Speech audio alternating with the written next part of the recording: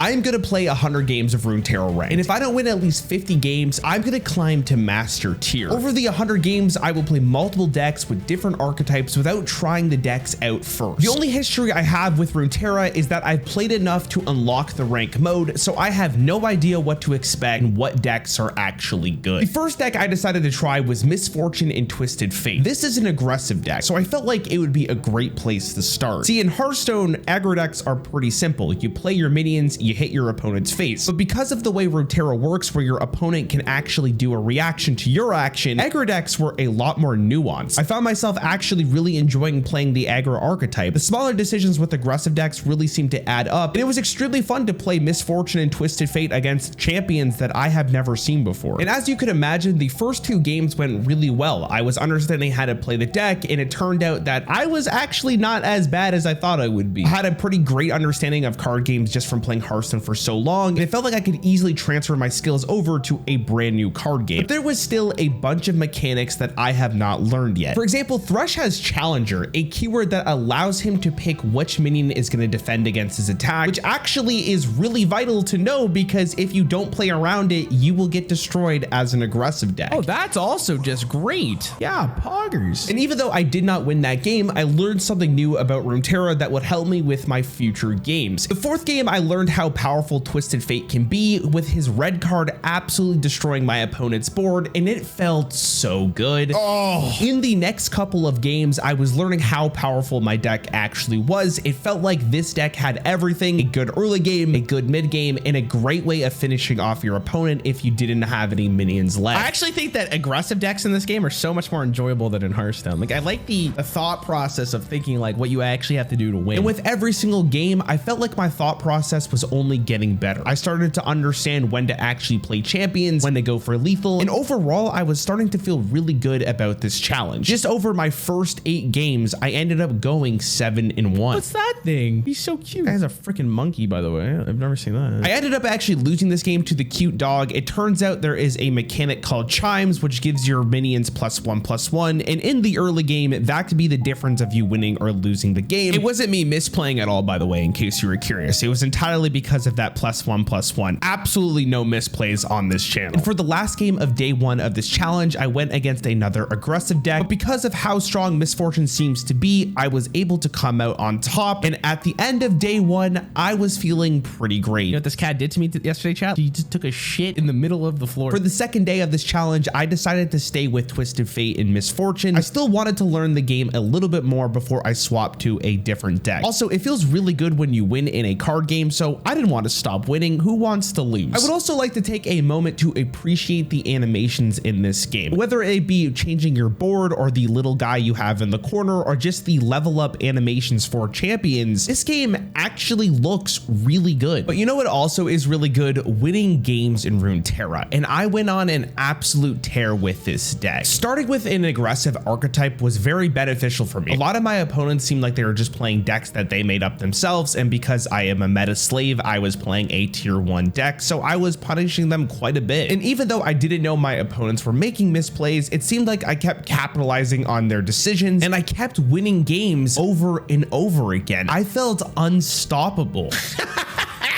Rolled.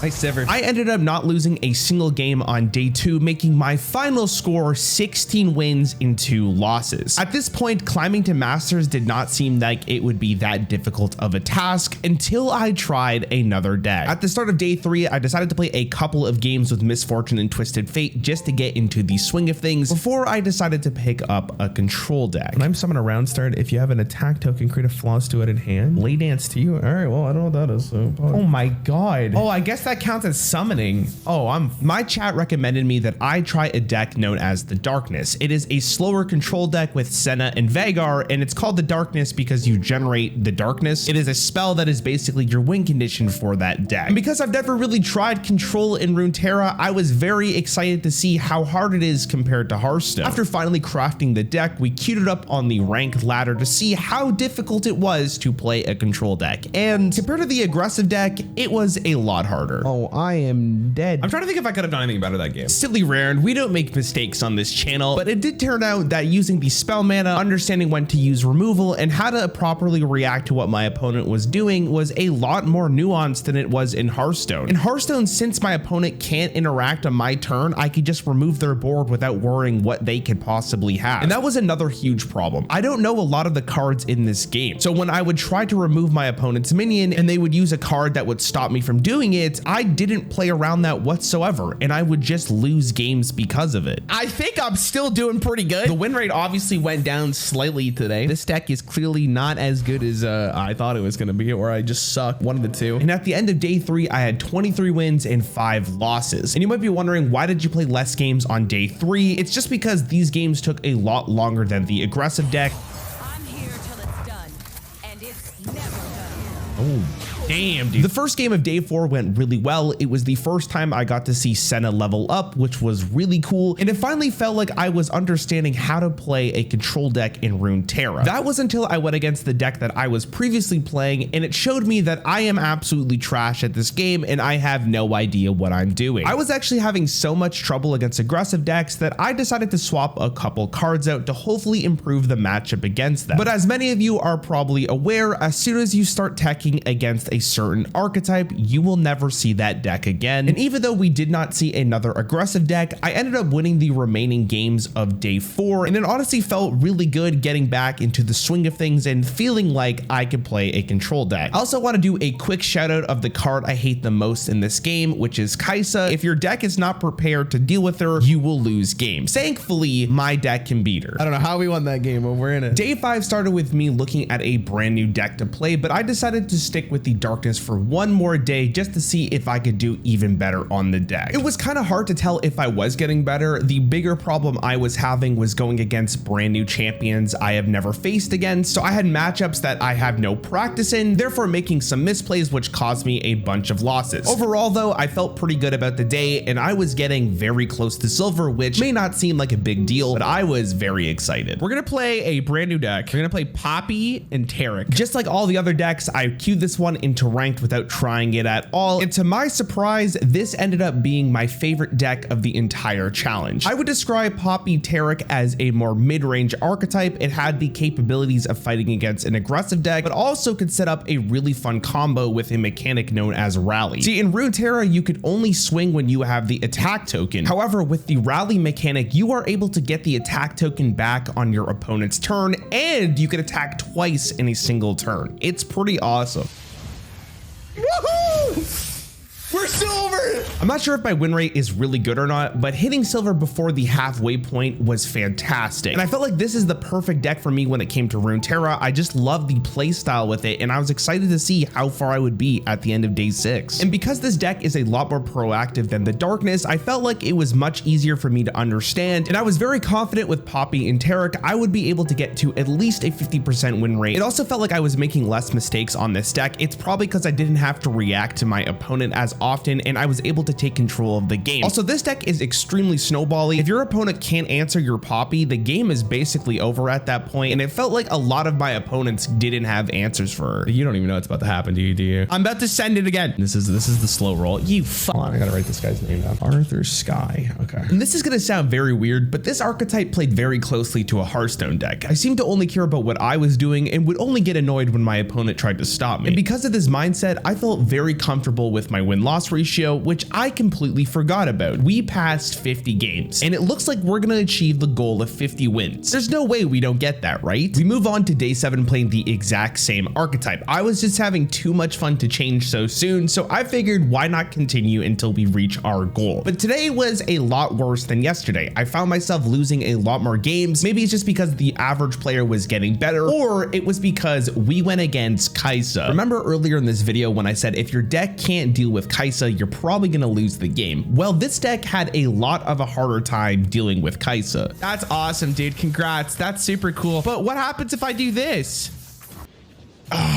That's all in a day's work. Sometimes you do get lucky though. As I was getting closer to my goal, I decided to add a secondary challenge to this. I wanted to see if I can get the gold rank in under 100 games. I felt like that would be a harder challenge than actually getting 50 wins. Because as we get to the end of day 7, I ended up with 49 wins, which means we only need one more win to reach the original goal, which felt really good as a Hearthstone player. I have been told multiple times that Runeterra is a much harder game and Hearthstone takes no skill, but it seemed like my Hearthstone knowledge really paid off for me, and I was able to get a pretty decent win rate for someone who's barely played this game. I want to play one more deck. And as we move on to day 8, I crafted the final deck of the challenge, which was Nasus and Thresh. This was a very interesting deck compared to the rest because it involved killing your own units to make your Nasus, also known as the big dog, as strong as possible. And I think this deck was the hardest one for me to learn. The idea of killing my own units is very interesting, and there's never really been a deck like that in Hearthstone. Oh my god, he's so big. Wait, Thresh is gonna level. Woo!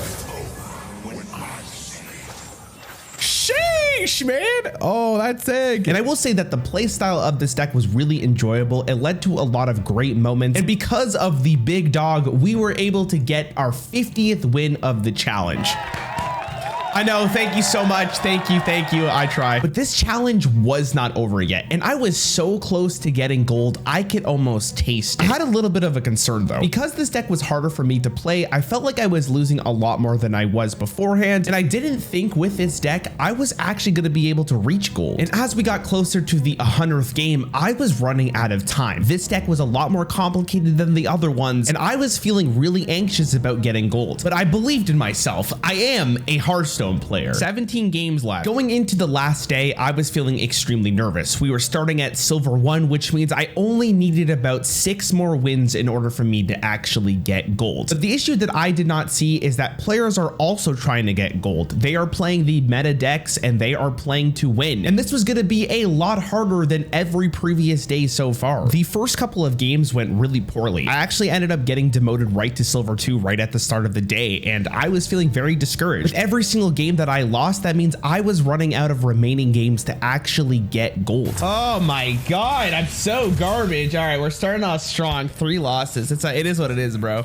Oh my god. I actually ended up winning a lot more games after. It felt like I was getting more into the swing of things, and I was just playing better. I was realizing what mistakes I was doing in every single matchup, and no matter how well I played, it still reminded me how much I absolutely hated this Kai'Sa deck. Fuck you, Kai'Sa, you piece of shit. Get out of my face. Wasn't worried for a second. Wasn't worried for it. Gold. Is that gold?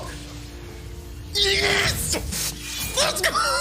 I did it. I reached gold in Runeterra in under 100 games, which felt fantastic. And the rest of the games after that were pretty much a wash. I was not playing nearly as optimal anymore because I didn't really have a set goal in mind, but I couldn't believe the fact that I actually achieved gold in under 100 games. And I want to give Runeterra a lot of credit here. I felt like a lot of the decks I was going against were extremely fun. There was a lot of variety. This was a really fun challenge, and if you're someone who plays Hearthstone consistently, I would recommend giving Runeterra a try. It is a really well done game. 65% win rate. I did better than I think I did better than I expected to.